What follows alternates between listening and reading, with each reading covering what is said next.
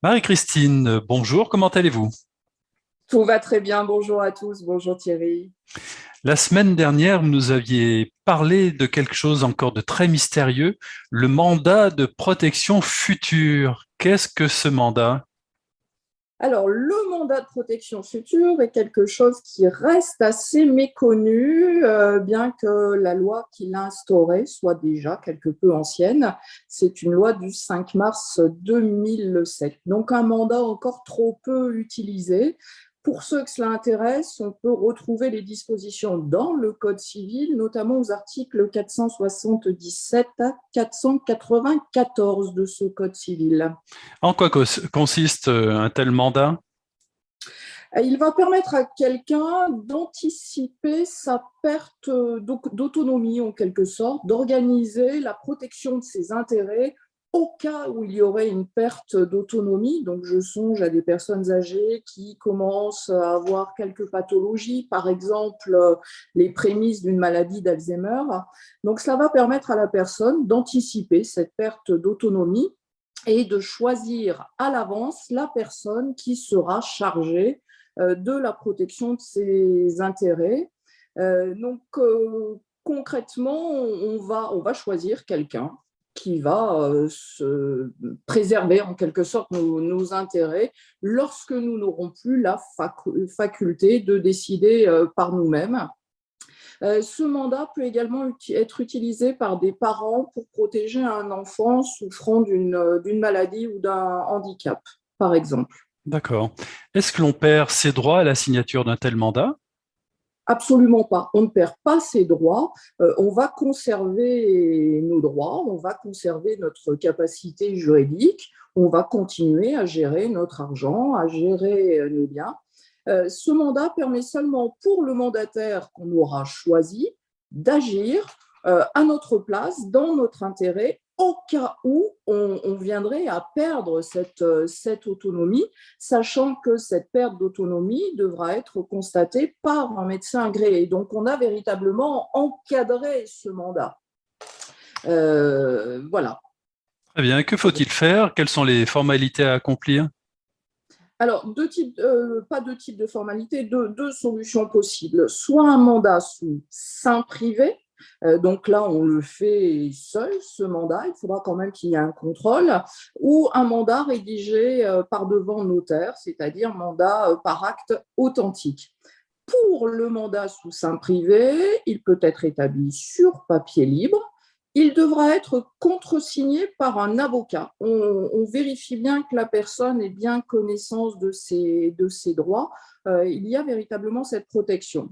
Donc, contresigné par un avocat, ou bien on peut l'établir sur ce que j'appelle toujours le CERFA, sur un modèle réglementaire qu'on retrouve en ligne. Ce type de mandat sera limité aux seuls actes de gestion courante du patrimoine. Il devra être daté et signé de la main du mandant. C'est logique, c'est lui qui donne le mandat, donc la personne qui organise sa protection future. Et donc le mandataire devra être informé et doit accepter le mandat en signant également. Donc deux signatures, mandant, pardon, et mandataire. Ce mandat sous seing privé a un coût puisqu'il doit être enregistré à la recette des impôts. Les frais d'enregistrement sont de l'ordre de 125 euros.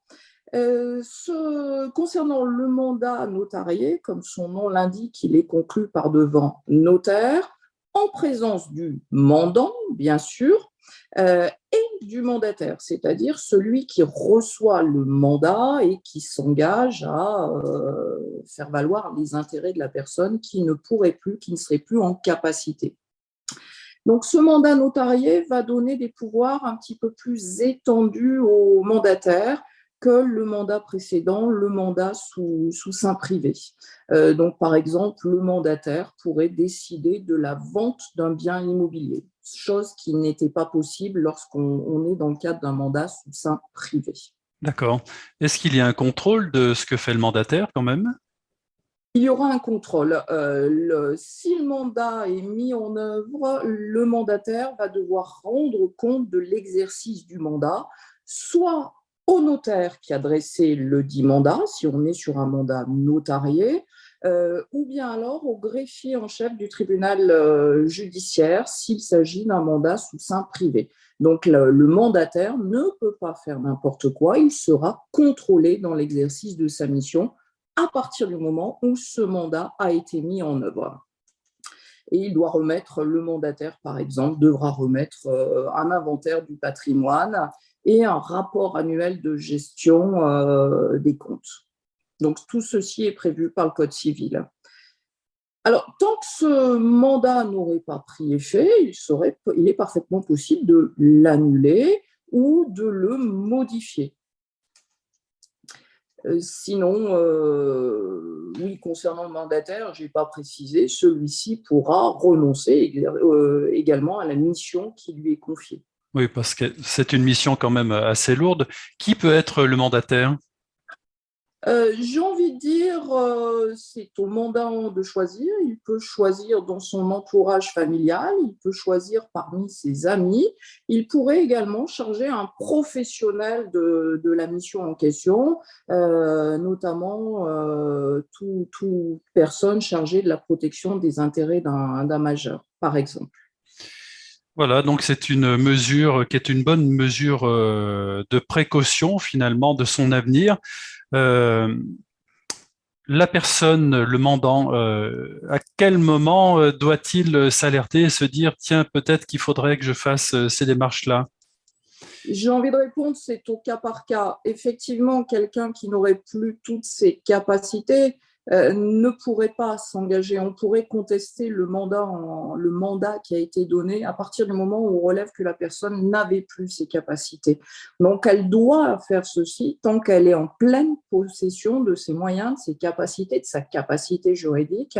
À partir du moment où la personne est déjà victime d'une pathologie, j'ai évoqué tout à l'heure Alzheimer, elle ne pourrait plus donner ce mandat à ce moment-là, à partir du moment où la pathologie est bien installée. Donc là, le mandat pourrait être annulé s'il s'agit d'un mandat sous seing privé. Et concernant un mandat notarié, le notaire aurait tout fait de s'apercevoir que cette personne n'est pas à même de décider de sa protection future. Donc j'ai envie de dire le plus tôt possible. On ne sait pas ce que l'avenir nous réserve. Et je déplore que ce type de mandat soit aussi méconnu, soit aussi peu utilisé. Je songe à ces personnes qui se retrouvent sous tutelle avec un tuteur qu'elles n'auraient pas forcément choisi. C'est l'occasion finalement de décider, mandat de gestion future, son nom l'indique, c'est l'occasion de décider de ce qu'on aimerait tout Oui. simplement, au cas où il nous arriverait quelque chose. Alors c'est vrai que lorsqu'on a, par exemple, vous citiez le cas un enfant handicapé, c'est une démarche qui doit paraître très naturelle parce qu'on a le souci de l'avenir de son enfant, mais le souci de son avenir propre ou de son conjoint, c'est sûrement plus difficile de passer le pas et de dire je prépare l'avenir en prévoyant un mandataire. Je suis entièrement d'accord avec vous, mais on pourra l'évoquer dans des dossiers, des chroniques futures. C'est pareil pour les successions, c'est-à-dire qu'il y a cette espèce de peur, il y a cette idée taboue en quelque sorte. On n'a pas envie d'envisager parce que le risque de survenir à partir du moment où on envisage. Non, c'est une peur, je la conçois parfaitement. Mieux vaut prévoir de son vivant en matière de succession pour éviter bien des soucis ensuite, et le notaire dirait mieux que moi. Pareil pour ce mandat de gestion, de protection future. Cela évite bien des soucis. Et surtout, on a encore la maîtrise, chose qui nous échappe à partir du moment où on ne peut plus décider.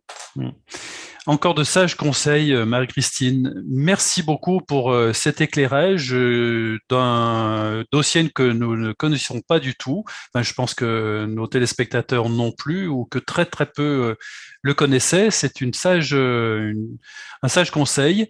Qu'allons-nous voir la semaine prochaine?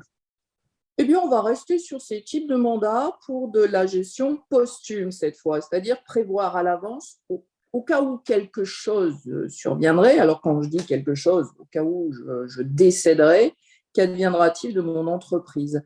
Il y a encore possibilité pour un temps de décider du suivi de cette entreprise, de voir comment celle-ci pourra être gérée. Donc, on l'abordera la semaine prochaine. Merci Marie-Christine de tous ces bons conseils. Nous vous disons à la semaine prochaine pour une prochaine rubrique. À très vite. À très vite. Bonne semaine à tous. Au revoir.